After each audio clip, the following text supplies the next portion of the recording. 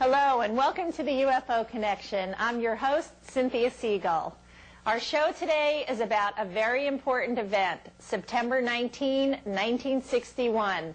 Betty and Barney Hill bringing on the beginning of the first official abduction reports. And we have an extraordinary honor tonight on our show because we have on as our guest Betty Hill speaking with us all the way from New Hampshire about this landmark case and remarkable UFO sightings that have been going on for decades in the New Hampshire hills outside her home ever since this event has taken place. So please join me in this remarkable opportunity and honor to hear one of the most important people in UFO history, Betty Hill. Betty, thank you so much for joining us. Can you hear me okay? Yes, I can. Hello. Hello. We are so honored to have you on our show. It's just amazing. We appreciate your giving us this time. Thank you. Now, you've had a lot of media attention, which in the beginning was not very welcome to you, was it, because of this abduction experience? Actually, right after this happened, we were able to keep it quiet. Yes. For 4 years. 4 years. Uh-huh. Boy, that's not easy. Now, what happened?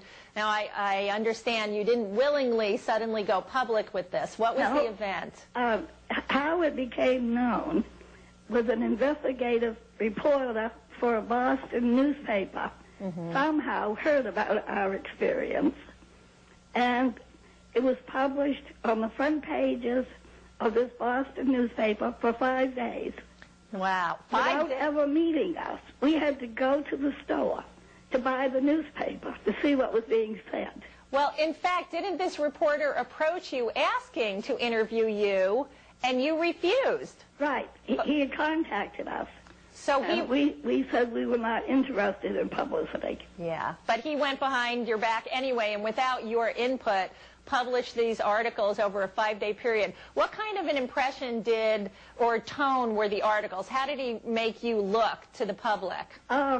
Actually, they were very accurate. Yeah, whoever his source was, it was good. Okay. So he was accurate about the event, but how did people react? Like, what happened when these articles suddenly appeared? Well, this is in the early 60s. Were you worried about your reputation at that point? Not really. Actually, we didn't even know the articles were going to be published. And we came home, and the whole house is surrounded by reporters. Oh, that sounds awful. And we all said, "What's happening?" And they said, "You are." You're what's happening. And so they brought the article of the newspaper in, and I grabbed it and ran in the bathroom and locked the door and read it. Just to keep them away from you, huh? First of all, I wanted to see what was being said. Yes. I wanted to see how accurate he was. Yes. And I was amazed he was accurate. Uh-huh. Yeah. Okay. Now, let's tell people what the actual event was. I know you're very seasoned at telling this story. As I said, it truly is. First of all, it's one of the most impeccable cases. There's a remarkable amount of physical evidence, and nobody has been able to dispute it. But It has many phases and components to it, so we're going to spend the whole first half of the show on that night and that event and what followed and the evidence that you came across afterwards. So if you could start us out, tell us where you were, what was happening. September 19th, 1961. Barney and I are in Montreal, Canada, and we were planning to stay there overnight. But then, in late afternoon, we heard a weather report that there was a hurricane coming up the coast, and it might hit Portsmouth. Which is your hometown. Right. So we decided maybe we should head for home. Okay. So in late afternoon, we left Montreal, and it was a leisurely drive home. We were in no hurry. And we just decided that if we became too tired on the way home, we'd pull off and have a little nap. So we were in Colebrook, New Hampshire, which is just over the line from Canada. Okay, on the way home. On the way home, and we stopped and had a snack to eat so that we always knew what time it was when we left. Okay. It was 5 minutes past 10. Okay. And then we started down through the White Mountains of New Hampshire. And no traffic. Beautiful night. Moon is full, bright.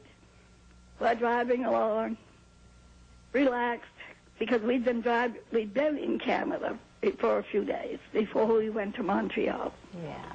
And we're enjoying ourselves, and all of a sudden, I saw what I thought was a new star in the sky.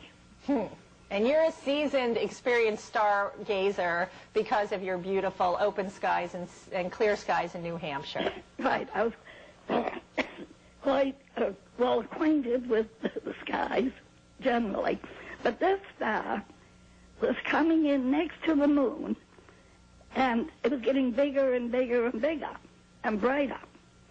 So we were curious, so Barney stopped the car, and we got out to look at this star. And as we're looking at it, it changed direction and flew in front of the face of the moon. So we knew it wasn't a star at that point. Could you make out the shape, or did it just appear round like a standard star? No, actually, we couldn't see a shape too much, but what we saw were multicolored beams of light shooting out from the craft. Wow. So it was really quite spectacular right in the beginning.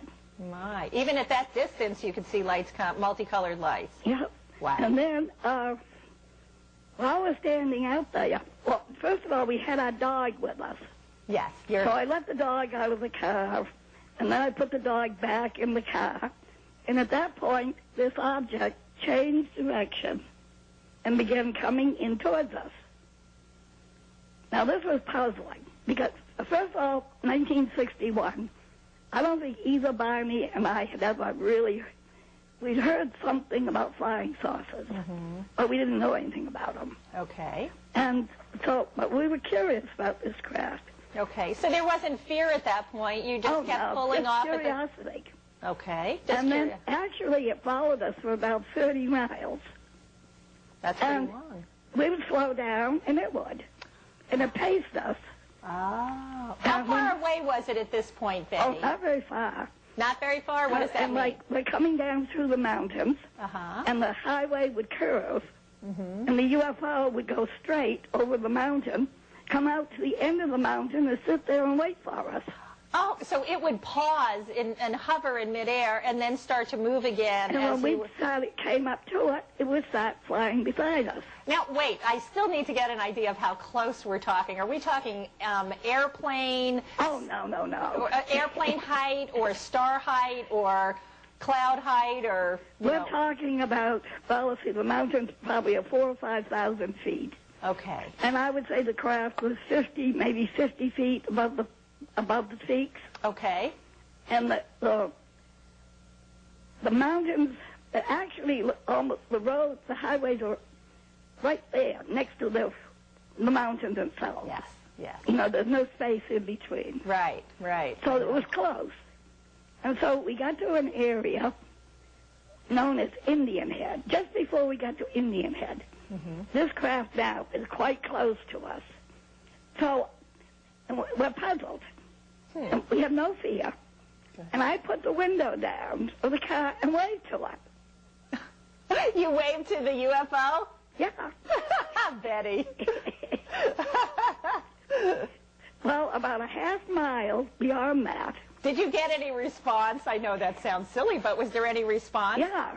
What kind of response? Came out over the highway and stopped directly in front of us. So that was the first time? In midair. So it was sort of off to the side, but then after you waved out of the car? Came out in front of us. That's a definite response. That's a definite response. Now remember, Barney had been in the military, World War II. Okay. He's curious. What kind of craft is this? So he's intellectual. He's never seen anything like this before in the military.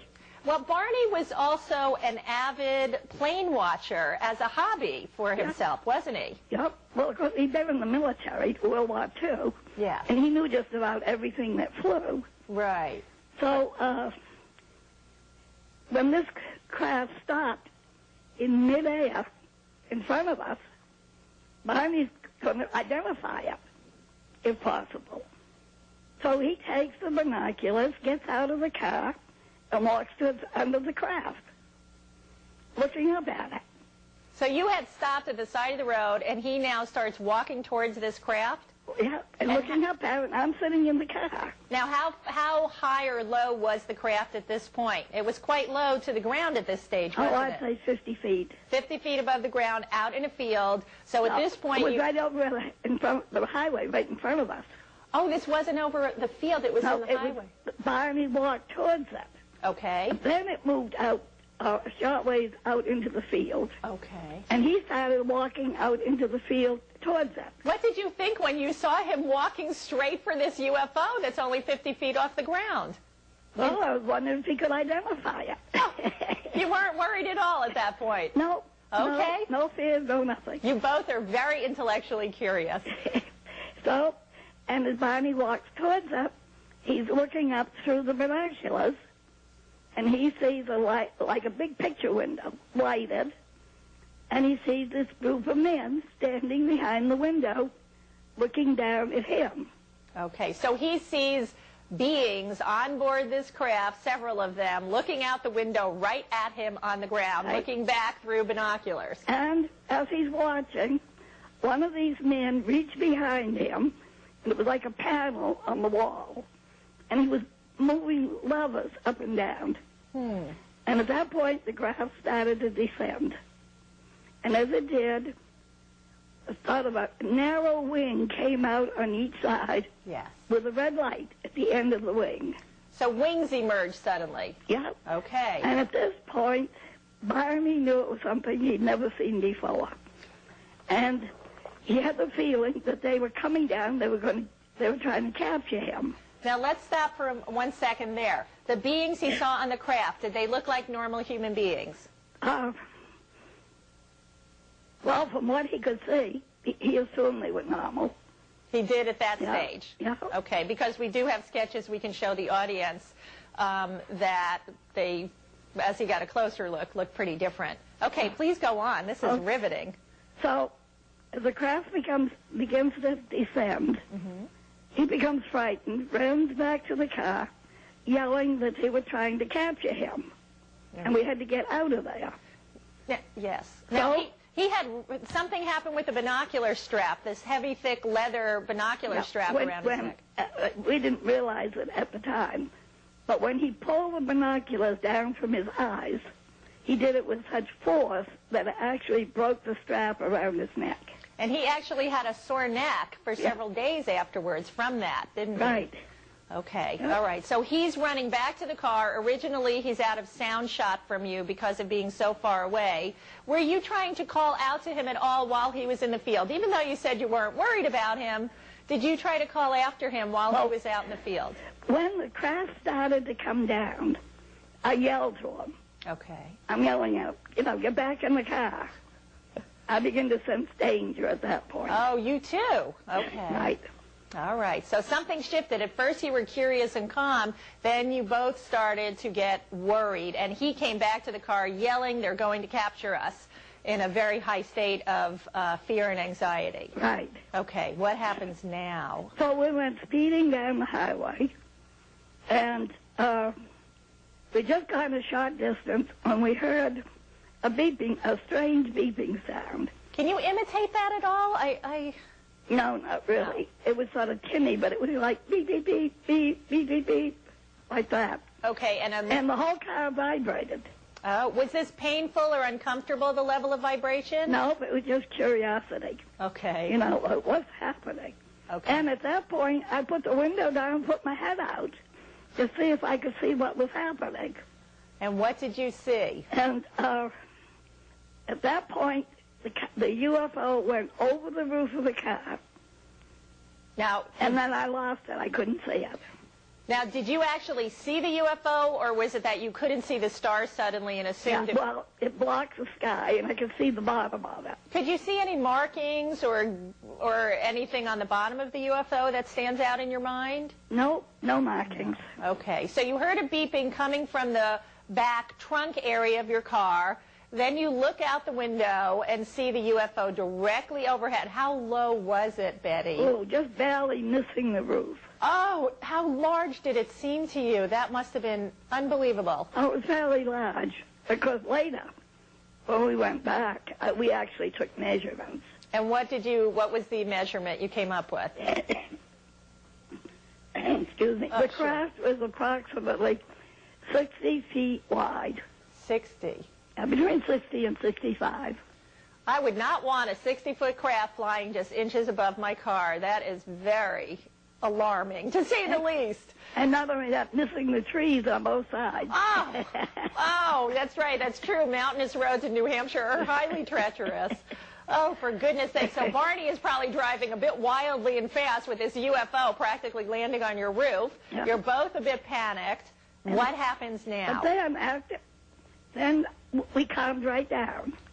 Huh. And we were watching, and we couldn't find the UFO. It was gone.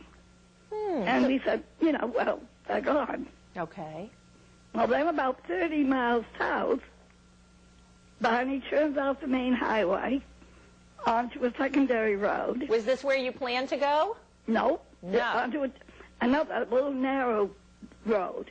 Now, he did this kind of abruptly, didn't he? Did it kind of startle you that... Well, you see, I really didn't question it too much, because when Barney was traveling, he always studied maps, and he knew every shortcut there was. So you trusted So I just assumed this is a shortcut. Okay. Until we go about half a mile on this road, and there was a man that he saw on the craft standing in the middle of the road, blocking our way. So there's one particular being that he saw on the craft when it was over the field, who now he recognized was the same one, is standing in the middle of the road, and the craft is where? On the ground. On the ground behind the being. Yep. In front of your car. In front of the car. Blocking your drive. Yep. Now what did you feel? Well, the motor of the car died. Oh, and at that moment, I will admit that both Barney and I panicked. Oh, dear. Oh, dear. Here we are alone, back mountain road, and here are these men. We don't know who they are. Okay. Then they separated, came up in two groups, took us out of the car. How many were there? Altogether, 11. 11. Yep. So 5 came up to you, 5 or 6 came up to Barney. Yep. And how did you stay in the car? No. Actually, when I saw them coming up, I sensed danger. I opened the car door, and I was going to get out and try and run and hide in the woods. Okay. But I didn't make it. I just got the door open, just started to get out, and they were standing right there in the doorway blocking my way. Huh. Oh, dear. At that point, I went, it was like a loss of memory. It was, for a couple of minutes, I couldn't remember what was happening. And whatever this was, I brought myself out of it. And we're walking in a path in the woods. Okay. Now, I'm fully conscious, but Barney, they have Barney under some kind of control. And he's having trouble walking. And they're more or less dragging him along. Now, are his feet dragging behind him? Yeah. Sort of like the tops of his shoes are dragging and scraping along the ground as they're these... Yeah, and of course, later, the tops of his shoes were all scuffed. Okay. Now, how tall are these beings? They were about my height. And how tall are you, Betty? 5 foot. So they were shorter than the average male at that time. Right. Okay. Because Barney was taller, but much taller than they were. But they were still managing to hold him up. Yep. Okay. And they had a hand, they were kind of holding you from either side as well, just like Barney, your No, husband? I was sort of walking along on my own. All right. Were you now you said you were fully conscious. Did you try to struggle at all, or did you? No, I kept saying, Barney, Barney, Barney, wake up. Okay. I was trying to wake Barney up. Yes. And I wasn't able to. And we came to where the craft was on the ground. And and when I kept calling him Barney, the leader said, his name is Barney. I said, none of your business. Oh, you get them. That's right. You're not going to cooperate with them. They're just dragging you off in the middle of the night. And so now we're at the door of the craft. Now, wait a minute. You said he kept asking you or responding, his name is Barney. Did they talk to you the way, did they have mouths and was there sound coming out? Voices. Yep. They had voices. Right. And was clearly speaking English to you? Yeah, well, with an accent. And what kind of accent? Did you ever figure out? No, I never could figure it out. Never could. Okay. No. All right, so they dragging you and Barney. Barney's unconscious, being dragged behind you. Now we're at the door of the craft, and he said, go on. And I said, no. You're going to... And so they tried to pull me on. Oh, And that's when I put up a battle, and my dress got torn. oh, dear. And it was the second time I'd worn it. Oh, that's never good. What a waste of a good dress, huh? And the one that did the talking said, you know, go on. Well, you're not going to be harmed. All we want to do is some simple tests. And when the tests are over with, we'll take you back to your car, and you'll be on your way home. So they were trying to encourage you, if you just get on, let us get this over with, you'll be back at your car sooner. Right. You know. Now, did you trust that, believe it? What was your reaction? Well, I didn't have much choice at that moment. So we were taken inside. Barney went in first. Okay. And actually it was a corridor. And there was 2 rooms side by side. And the door going into the room was oval shaped like you would find on a ship. Oh. And we had to step up to go into the room.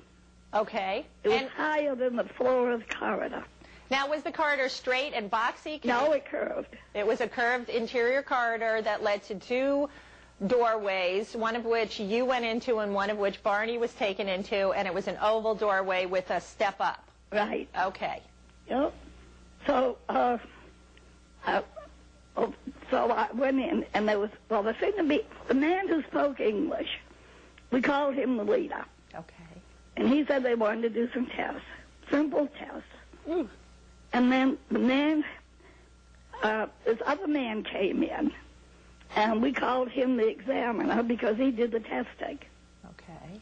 And then the 9 others stayed out in the corridor. Oh, So we called them the crew members. Okay. For purposes of identification. Now, why do you think you and Barney were in separate rooms? Why? Yeah. I questioned that, and he said they could only do testing of 1 at a time. So they would test me, and then they'd go into the next room where Barney was. Okay. Which is what happened. Okay. So if they brought you in at the same time, they'd be taking turns with you. So this was faster. Yes. Okay. They only had equipment for 1 person. Oh, okay. At a time. Was that more alarming to you to be separated from Barney at that stage? Nope. No? Nope. See, it's a new situation. You know, I'm playing it by ear. I don't know what's going to happen. Sure. For all I know, they might roast me for lunch. It's not a very funny thought, actually. That's kind of how terrified were you at that time? Well, after I got inside, then I got over being afraid. Well, see, the leader was doing all he could to calm us down. Huh. I say, we're not going to harm you. Okay. We just want to find out how you were like us and different from us. Oh, really? Okay. And then, as soon as we find that out, we're going to take you back to the car. Okay. Interesting. Yeah. Did you think these were beings from another planet or galaxy or another world at that stage? Oh, yeah. Yeah, no question in your mind. No question. All right, so that made sense. These were astronauts from another solar system. All right. I was beginning to become impressed. I was getting over my fears, and I've got a lot of curiosity now. Uh-huh. Yeah. Now, what was in that room that they brought you into? Because you didn't actually see the inside of Barney's room, but what... No, but later we found out they were the same. Okay, because of descriptions later. Yeah. Actually, the rooms were pie-shaped, like a piece of pie. Oh, that makes sense if it was a round craft, huh? Right. And okay. The lighting was all indirect lighting, ceiling and walls. Okay. And it was a bright blue light, very, very bright. And there was like a little table and a stool. And was the table large enough for a normal adult human to fit on? No. Barney's legs were hanging over the edge. Oh, my. Okay. So it was a shorter table than you would expect. Right. Okay. Yep. And then there was a cabinet. Huh. And then there was some of the equipment they used. It was on the wall. They just slid these doors back, and the equipment was sort of built into the wall. Huh. Okay. So they kind of reached up, took it off the wall, and then brought it over to where... No, they just slid the doors back. Slid the door back. Oh, yeah. Okay. All right. So, now, my examination, first of all, they put me on a stool, and they checked my eyes, ears, nose, throat. They were very interested in my feet. They took samples of my hair. How? Did they cut it? Or pull it out? Or They cut it. They cut it. So they had, was it a scissor like we're familiar with? I don't know. I couldn't see what they, I knew they cut it, but I don't know what they used. And when they looked in your eye, you know when you go to an eye doctor, they have a thing that lights up the inside of your eye or your ear. Did anything look familiar to you? No, they didn't. No lights. No lights. They just were looking and leaning forward and looking. Yeah. And did any of this hurt at this stage? No. Not yet. Okay. And they also took a scraping of my skin. And then they said they were going to check my nervous system. And they had this equipment in the wall. And they pulled these wires out. And they were touching me. Did that hurt? No. No. So they were touching you, not poking you with wires, and no shocks. They were touching them. Okay. And reading this machine. Oh. Wow. And then he said they were going to do a pregnancy test. Now, how old were you at this stage, by the way, if you don't mind saying? 40. 40. Okay. Yeah. All right. So they're going to do a pregnancy test. And this is when he tried to put a needle-like instrument in my navel, which caused pain, so he stopped doing it. Okay. Now, let's spend a minute on that, though. Actually, before they were about to do the pregnancy test, did you say anything or express anything to them? No, but when I saw the needle, I said, don't do it. It will hurt. You warned them. And he said, no, it shouldn't hurt. Uh-huh. And when it did hurt, he was amazed, and he stopped doing it. So did they stop, or did they also do something to take care of the pain as well, I understand? Well, he sort of put his hand back and forth in front of my eyes.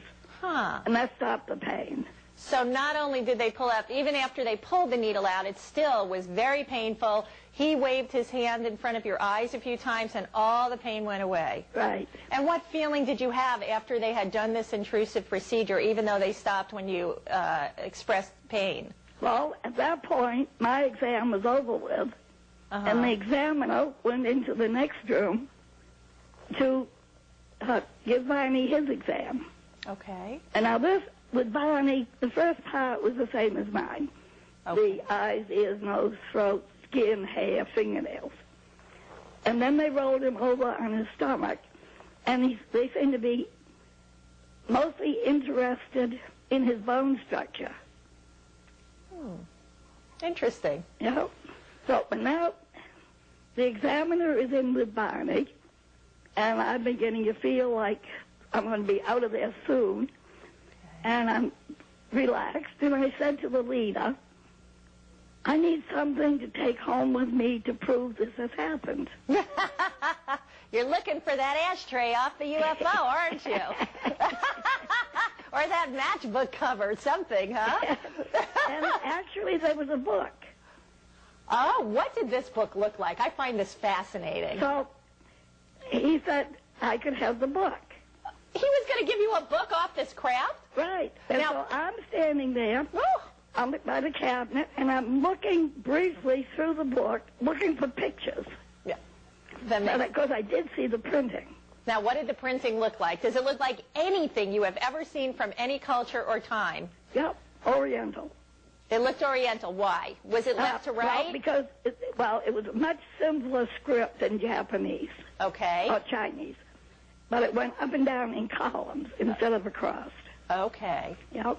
Okay. And then I'm looking at the book, and the examiner comes running back into the room where I am, opens my mouth, and starts tugging at my teeth.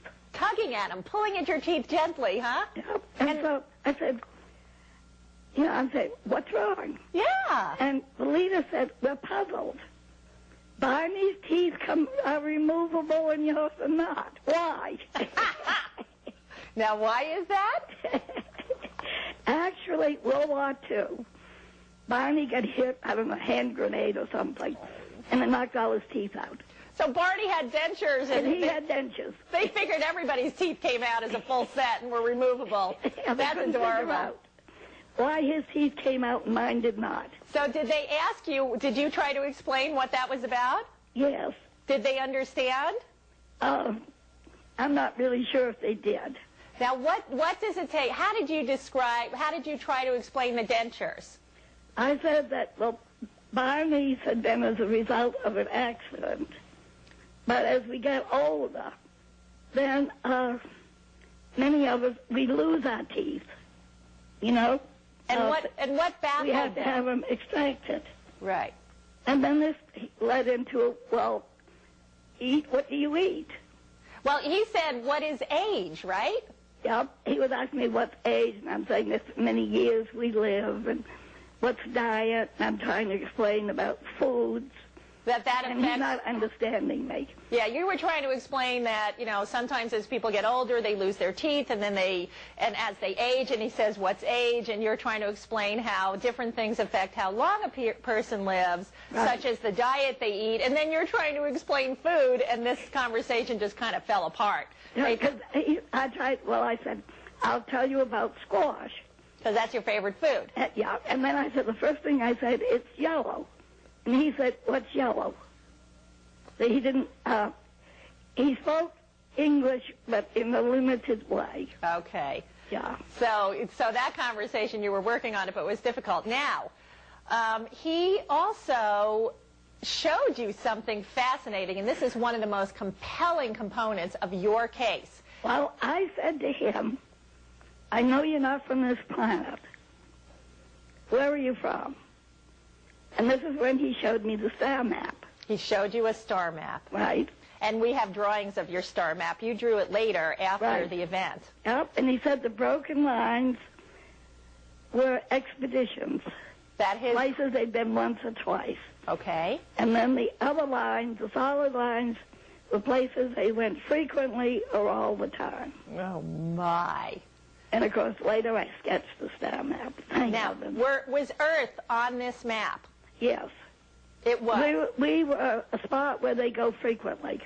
Oh. Now, let's take a minute to say, when you drew the map originally after this event, did anybody recognize that system? Not at first. Now, how long did it take before people recognized that star system? Well, most of the research was done by a woman by the name of Marjorie Fish. And she worked at Oak Ridge at the nuclear,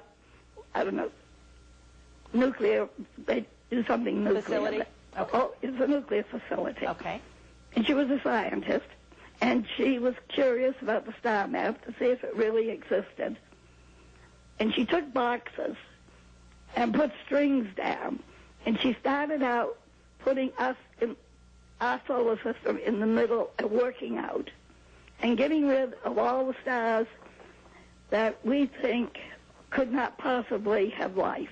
Okay. And when she got through, that was my star map almost completed. You mean she did that independently of looking at your map? Yep. Oh, for heaven's sake. So in her But mind... she had to get acquainted with every star So in in her the neighborhood. That is fascinating, and it was the same, almost the same map as yours. But What year was that? Well, she didn't complete the research until 1970. Okay, it was many because years. I had 2 stars on the map, and our astronomers had not found them yet. When did they find those other stars that you 1970. had? 1970. So in 1961. So I had two stars on the map that we had not found yet. Oh my! For and 9 in years. 1970, we found them. Oh, fantastic evidence! I absolutely love that. And not only that, that pattern of stars can be seen only south of Mexico City. So it wasn't anything I looked up and saw in the sky. Fascinating. Oh, Betty, this is just one of the most exciting aspects of this case. Now, do you need to take a quick break? Yes, I should. You should. Okay, so we're going to stay on the air, absolutely, and you come back as soon as you're done, and we'll continue from where we left off towards the end of your exam, and you're just got through looking at the star map, and we'll pick up from there when you get back, okay? Okay, I'll be right back. All right. All right. Now, so we have been talking, this is, of course, the UFO Connection, and we have been talking with Betty Hill. All right, I think I'm supposed to switch cameras. Now, just to give you some background information, where a lot of this information, a lot of this has been written down, Betty and Barney Hill. Barney, unfortunately, passed away in 1969 of a very severe stroke and died suddenly, but their story has been written up. One of the most famous versions of their story is The Interrupted Journey by John Fuller. I have a very old, whoops, I see let me just pick it up here. And in this book, we have some very amazing pictures that, of the star map, of the people involved, and we're going to be getting to further versions later.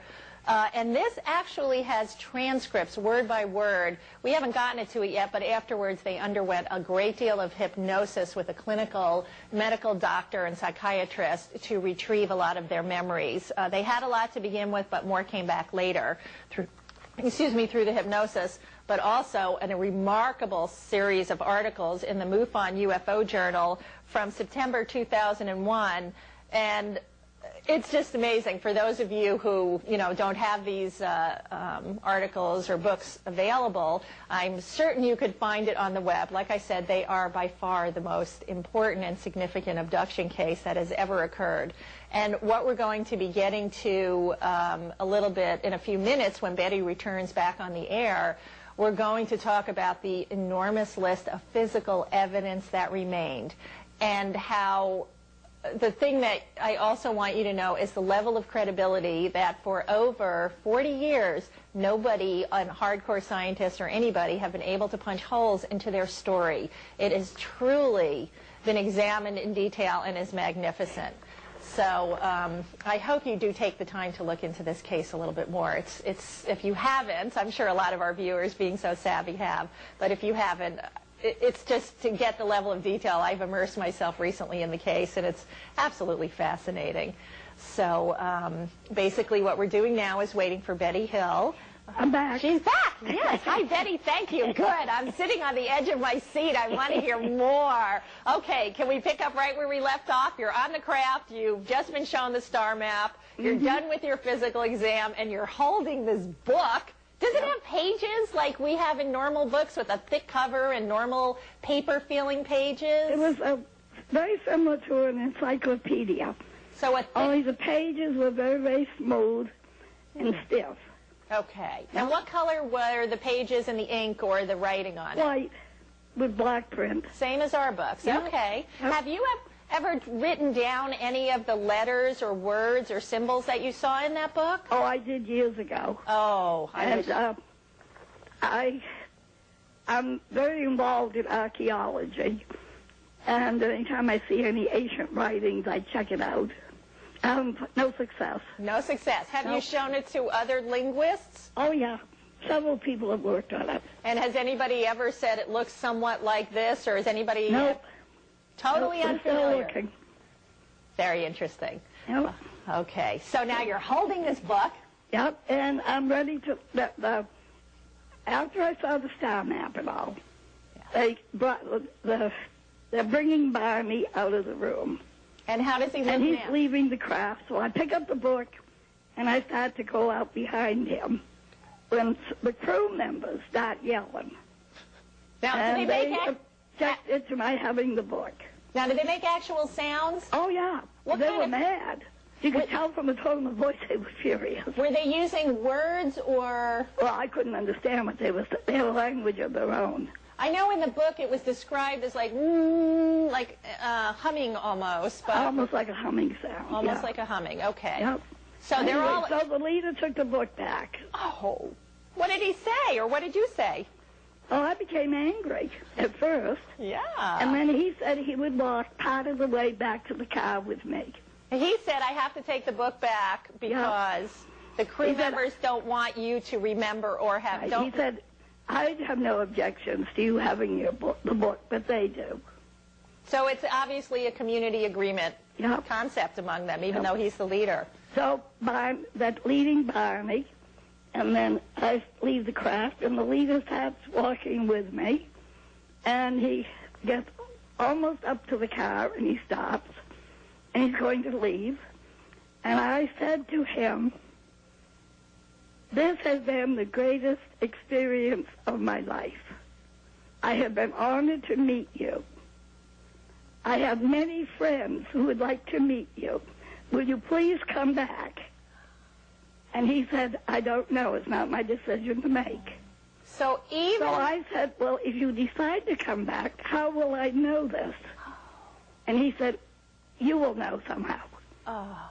And with that, and then he said, stay by the car, and you'll be far enough away from the craft so that you won't be in any danger when we leave. Oh, interesting. So I went up to the car, and Barney's sitting in the car, and I said, come on, get out, watch him leave. And I picked up the dog, my dog Delcy, a dachshund, Uh-huh. and was standing there. We were watching the craft leave. It becomes surrounded with this red, fiery substance. It looks almost like fire, but it's not. Wow. Lifts out of it, and it dips up. And I'm saying to the dog, Chelsea, look at this. You may be the only dog in the world to see this. And she's scared to death. She's got her head tucked under my arm. Oh. She won't look. Oh. So we got in the car and we come home. Oh. So the whole time you and Barney were on the craft, Delcy, your Dachshund, was In the car. cowering and staying put in the car without you, scared. Right. Okay. Yeah. So you watched, so even though you had been, against your will, both you and Barney dragged out of your car, given a physical exam, underwent some degree of physical pain, you still felt honored to have met them and were hoping to have a future encounter when Right. it was all Why over. didn't we come back? Okay. So No. you watch the craft fly away, you get back in the car, now what happens? We There's drive even home. more. We drive home, and we get home, and Uneventfully you get home, something Yeah. happened. Wasn't there something? no. Wasn't there some missing time or? Oh, well, when we got home, Barney said, gosh, the trip took longer than what it should. About 2 hours longer at Right, least. about 2 hours longer. And then we found the highly polished spots in the trunk of the car, apparently where the beeping sounds had originated. So when you went to look at the trunk of your car, on the surface, there were highly polished, perfectly round surfaces, Yep, like marks or something. shiny spots. Now, there was more beeping on the way home. See, there's a segment that after the UFO flew off. When we got back, we left the craft. When we got back on the main highway, Okay. they beeped us again. Okay, and And then, this is when I said, I don't know where they're going, but I wish them good luck. now, you had kind of a shift in consciousness as well when that beeping occurred, didn't you? Yep. What would you say your state of consciousness was right after the craft flew away, you were driving, and right after you heard the beep about 30 minutes later? Well, particularly with Barney, he was fully conscious. Okay. But even before that, he was still sort of, how would I put it? He was sort of dazed. Dazed. Yeah. But And when we after- heard the second beeping sound, he was wide awake. Okay, it was like something shifted and this fog or daze or haze was lifted off you instantly from that sound. And then after you got home, there actually were physical marks left on your car. How long did those marks remain on your car? Oh, the marks stayed there for months. Even though you polished and waxed the car, did they always still stand out? They stayed there for months. They stayed there for months. Yeah. Now, did you do any testing on those spots after you got home? Well, we talked with a physicist who said, put a compass around them, see what happens. So you did that the next day after you got home? Right, and the compass was very erratic. Okay, and meaning it reacted differently over those spots than any other place. On the car. Right. And they were spinning wildly when you held it near the polished spots, but not when you moved it a few inches to the side. Right. Yep. Okay. And then the tops of Barney's shoes were scuffed. Now, Barney from what I read, was very meticulous about his appearance and couldn't figure out how the tops of his shoes were scuffed. New shoes. New shoes. Oh, Right. You both lost your wardrobe on this trip. Okay, so his shoes were scuffed. What else? What about your watches? Both our watches have stopped functioning. Now, did they both stop at the exact same time? We don't know. Oh, you can't remember. Because, his watch stopped. Well, your watch stops, and you wind it up, and you set it and try to get it going again. Oh, of course, it's the days. That's what we did, so we never did really know what time. Oh, that's too bad. Yeah. Okay. But, now, what about your dress? Okay, now, my dress, I took it off, and I put it in the back of the closet, and about 3 weeks later, I went to get my dress, and it was covered with a pink powdery substance. Did it have a smell to it or anything, or? Not that I noticed. And what was the texture like? Baby powder, like? Yeah, it was like I would say sort of like a talcum powder. Okay. But it was pink. Pink. And I put the dress outdoors, and the powder blew away. Oh, goodness. But it left pink stains all over my dress. Now, can you account for what that was? Did they do anything to you during the encounter that you remember them touching you in a certain spot? No. And ever since then, and different labs have tried to analyze. In fact, right now there's an attempt being made to try to analyze what would cause pink stains. We know what would cause blue. The dress was blue. Okay. So we knew what would cause blue stains or gray stains, but no idea what causes pink. Fascinating. Well, I would love to hear when you get the results back from that test. That could, if they are able to determine it, maybe we don't have sophisticated enough equipment. Also, your dress, from struggling, what happened to my dress was torn. Your dress was torn. Yeah. So that dress... It was one of these dresses had the built-in lining. Yes. Oh, and the lining is all torn. Oh, dear. Do you still have all the seams were torn out. Oh, my. Do you still have that dress, Betty? Oh, yes. Oh, my goodness. Yep. That is a famous dress to hang on to, I must say. Oh, my goodness. Then, let's see. You had so much. When you got home, how did you feel when you first got home? Like, my goodness, what a harrowing experience. You kind of walk in your house late at night, later than you expected. We got home about 5 o'clock in the morning. Oh, my. And actually, we both felt, the only way we could describe it, as contaminated. Huh. So we both took long showers, shampooed our hair and all. Wow. Now, we did not bathe the dog. And I would say 2 weeks afterwards, she had all kinds of skin rashes. Oh, my. I didn't know We that. had her back and forth to the vets for 2 years.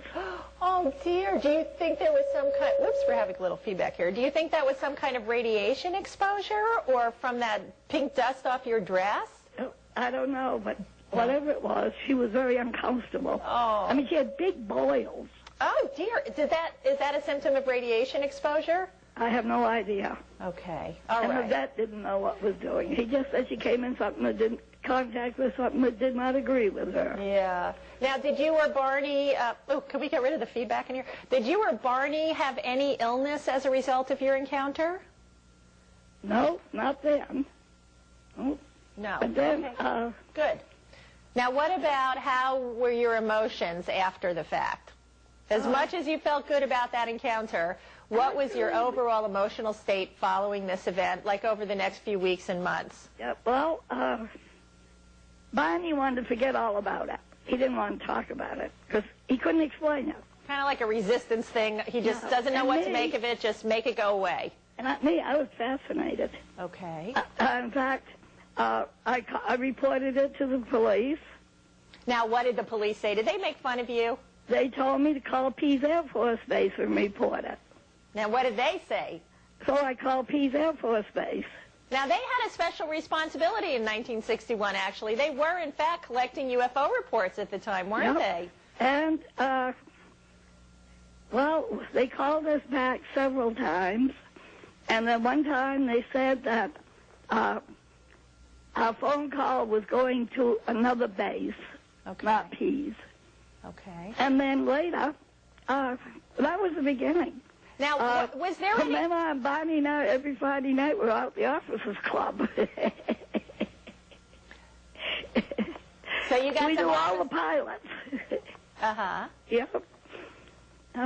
Now, unfortunately, we're going to run out of time soon, which I can't believe it went that fast. This is just horrible. But tell me, did they find any, did the Air Force or the Air Base have any evidence to corroborate your story? Well, that was another thing we learned, was that they had picked the craft up on radar, had sent up 2 military planes to check it out, and from their report, we know that the craft left at 2:14 a.m. Oh. So the military base, the Air Force Base, picked your craft up on radar, and there's radar evidence that they were, in fact, in the vicinity that you said they were at the time you said they were. Yep. Oh, boy. And they weren't making fun of you at all. In fact, they actually took your case and treated it very seriously, correct? Oh, we were. Well, I had continuing contacts from that time up until the time the base closed, which was, I think, 1986. Mm-hmm. Yep. Wow. Now, you also... And not only that, I used to go at the invitation of the Air Force, used to go around to Air Force bases and lecture on UFOs. You're kidding. You were invited by military Air Force bases to lecture on UFOs? Oh, yeah. Oh, Betty, that's incredible. That is incredible. Good for you. But not only that, oh, after a while, somebody would call to report a UFO, and they'd tell them to call me. Called The Culture of New Hampshire. Just a nice book about the culture of New Hampshire where you live. And you were, go ahead, you were asked to write a chapter. I wrote it on the history of UFOs in New Hampshire. So New Hampshire, you also told me, is very open-minded and accepting about UFOs, aren't they? Right. In fact, the earliest reports that I have go back to 1932, because they had no name for them. They just called them flying things. Okay. And they were seen about every 2 years, up until World War II. Wow. And because World War II, we had the volunteers sitting out nights, all night, watching the skies for enemy planes. Oh. And then they would see these lights in the sky, would call the report in to a central location, and that person, at that time we didn't have Pease Air Force Base here, they would call the reports in to the Air Force Base in Plattsburgh, New York, and the planes there would come out and check out these strange lights.